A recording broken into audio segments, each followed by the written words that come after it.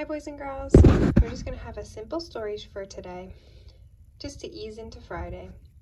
The Three Little Fish and the Big Bad Shark by Ken Geist and Julia Gorton.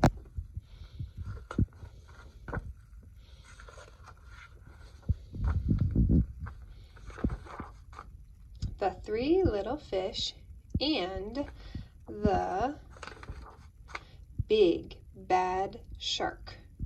Written by Ken Geist, illustrated by Julia Gorton. Once upon a time there lived a mama fish and her three little fish, Jim, Tim, and Kim. "It is now time," said the mama, "for each of you to make a home in the deep blue sea." So off they went. The first little fish, named Jim, swam away and met a seahorse playing in some seaweed. "Can I have some of the seaweed so I can build a house?" "Take as much as you can carry," said the seahorse. Jim gathered the seaweed and made a weedy little house. Jim had just finished building his seaweed house when he heard the big bad shark knocking at the door. Little fish, let me come in."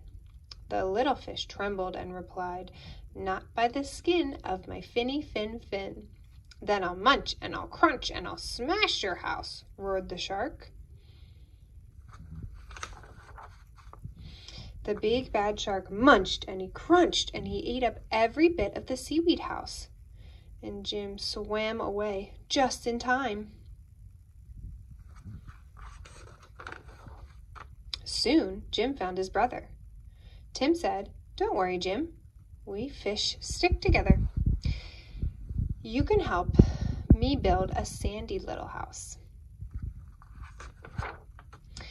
Tim and Jim had just started to relax in the sandy little house when the big bad shark came knocking at the door. Little fish, let me come in." To which the brave little fish replied, "Not by the skin of my finny fin.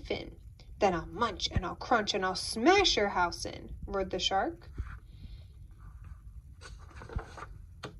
So the big bad shark munched and he crunched until he got a sandy mouthful and the house crumbled. Jim and Tim swam and swam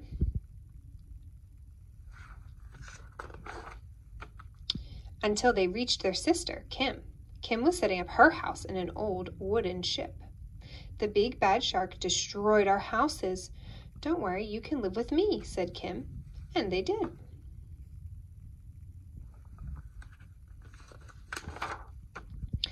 The three little fish had just finished lunch when they heard the big bad shark knocking at the door.